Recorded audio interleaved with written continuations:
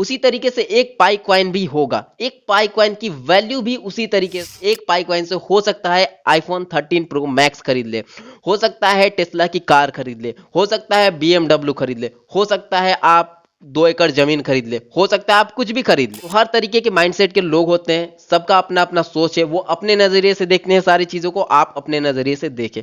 Hello friends, इस video में मैंने आपको पाई नेटवर्क के लॉन्चिंग से रिलेटेड बहुत सारी जानकारी दी थी।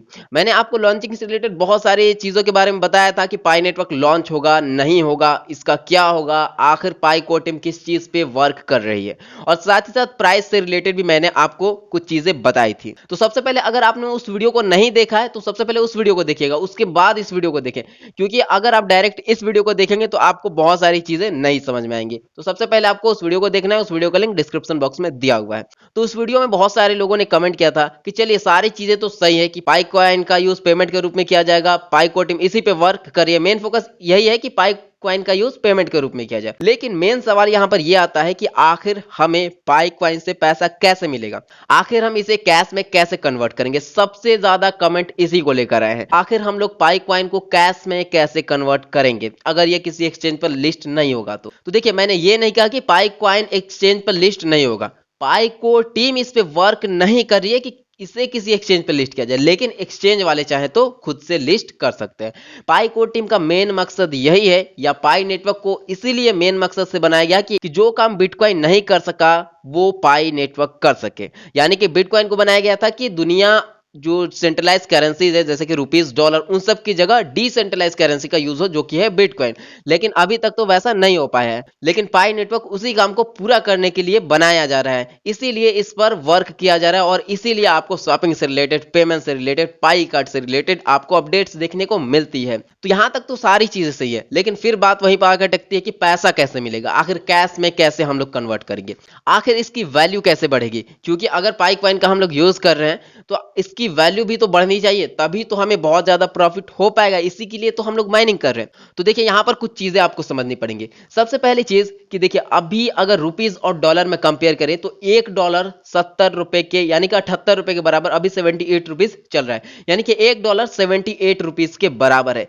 इसी तरीके से, यानी कि जिस तरीके से डॉलर और रुपीज में आपको डिफरेंस देखने को मिलता है, उसी तरीके से पाई और जितनी भी सेंट्रलाइज करेंसी है, रुपीज, डॉलर्स, यूरोस, इसमें आपको डिफरेंस देखने को मिलेगा। हो सकता है कि एक पाई कॉइन की वैल्यू 1 लाख रुपए हो, $10,000 हो, या जितना भी हो, ये हमें उस वक्त पता चलेगा जब पाई कॉइन पूरे मार्केट में आ जाएगा। तो देखिए, अगर आपके पास पैसा रहता है तो आप उससे क्या करते हैं, आप कोई प्रोडक्ट ही परचेस करते हैं, कोई सामान खरीदते हैं, जो भी आपकी जरूरत की चीजें होती है, आपके पास जो पैसा होता है उसे पेमेंट के रूप में यूज करते हैं, और आपको उसके बदले में सामान मिल जाता है। मान लीजिए अगर आप ₹1 का कोई प्रोडक्ट खरीदने जाएंगे तो ₹1 में क्या मिलेगा आपको, एक चॉकलेट मिलेगा। लेकिन अगर आप वही $1 का कुछ प्रोडक्ट खरीदने जाएंगे तो $1 में आपको बहुत सारी चीजें मिल जाएंगी।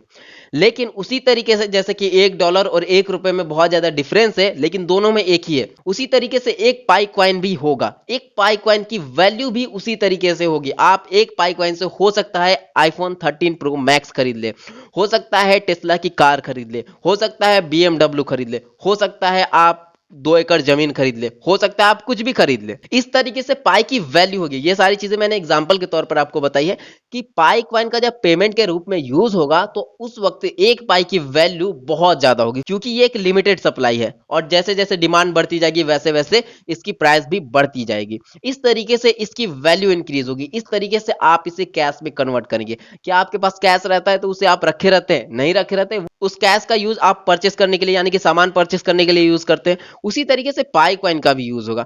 फ्यूचर यही है, ये चीज आप लोग समझ ले कि क्रिप्टो ही फ्यूचर है। आने वाले समय में अभी थोड़ा सा अजीब लगे, पिछले वीडियो में भी मैंने आपको कहा था कि अभी थोड़ा सा अजीब लगेगा कि कैसे आखिर इसे यूज किया जा सकता है, लेकिन आने वाला फ्यूचर इसी का होगा। जब भी कोई नया इन्वेंशन होता है, लोगों को स्टार्टिंग में थोड़ा सा ये अलग लगता है। जैसे जैसे ये टेक्नोलॉजी और ज्यादा इंप्रूव होगी वैसे वैसे सारी चीजें आपको देखने को मिलेंगे। तो अब आपको समझ में आ गया होगा कि कैसे आप इसे कैश में कन्वर्ट करेंगे। जब इसका यूज पेमेंट के रूप में होगा तो आपको कैश की जरूरत नहीं पड़ेगी। आपको जो प्रोडक्ट चाहिए होगा वो डायरेक्ट आप पाई से पेमेंट करके आप परचेस कर लेंगे। मान लीजिए एलॉन मस्क ने डॉज कॉइन से पेमेंट एक्सेप्ट कर लिया, आपके पास 1 मिलियन डॉज कॉइन है। मान लीजिए टेस्ला की एक गाड़ी है जो कि 10 मिलियन डॉज कॉइन की है, ठीक है। तो क्या आप जो डॉज कॉइन है उसे आप कैश में कन्वर्ट करेंगे या डायरेक्ट आप डॉज कॉइन से सामान को खरीद लेंगे? आप डायरेक्ट डॉज कॉइन से सामान को खरीद लेंगे, आपको यहाँ पर कैश की जरूरत ही क्या है। उसी तरीके से पाई भी है, पाई जब आपके पास होगा तो आपको कैश कराने की जरूरत नहीं पड़ती है। मेन पॉइंट सिर्फ ये है कि उससे आपकी जरूरतें पूरी होनी चाहिए, उससे आपको जो चाहिए वो मिलना चाहिए, तभी हमें उससे प्रॉफिट हो पाएगा। और उम्मीद है कि पाई पूरी तरीके से सक्सेस जरूर होगा और बहुत सारे एक्सचेंजेस पर भी लिस्ट होगा, क्योंकि जब इतना बड़ा यूज केस है तो एक्सचेंज खुद पे खुद इसे लिस्ट करेंगे। ये चीज आप लोग दिमाग से बिल्कुल भी निकाल दे कि इसे अगर पाई को टीम किसी एक्सचेंज पर लिस्ट नहीं करेगी तो ये किसी एक्सचेंज पर लिस्ट नहीं होगा, होगा एक्सचेंज वाले खुद इसे लिस्ट करेंगे। तो दोस्तों आप लोग एक बात ध्यान में रखें कि पाई एक बहुत बड़ा प्रोजेक्ट है, ये चीज हम आप लोगों से बार बार कहते हैं और अभी बहुत लोगों को ना समझ में आए, बहुत लोगों को अभी भी ये स्कैम लगता है। 2009 में बिटकॉइन भी लगता था लेकिन अभी उन लोगों को नहीं लगता है और आने वाले फ्यूचर में ये भी नहीं लगेगा। जब सारी चीजें हो जाएंगी तो ये भी एक नॉर्मल प्रोजेक्ट की तरह ही काम करेगा। देखिए सबका माइंडसेट अलग होता है, एक ही चीज के बारे में बहुत लोग अलग अलग तरीके से सोचते हैं। जैसे कि अगर मार्केट में आप ट्रेडिंग करते हैं या इन्वेस्टमेंट करते हैं तो जिस टाइम पे आप इन्वेस्टमेंट या ट्रेडिंग करते हैं उसी समय पे बहुत लोगों को लगता है कि यहां से कॉइन की प्राइस ऊपर जाएगी या बहुत लोगों को लगता है नीचे जाएगी। मान लीजिए आपको लगता है ऊपर जाएगी लेकिन उसी समय पर बहुत लोगों को लगता है कि वो नीचे भी जाएगी। तो हर तरीके के माइंडसेट के लोग होते हैं, सबका अपना अपना सोच है, वो अपने नजरिए से देखते हैं सारी चीजों को, आप अपने नजरिए से देखें।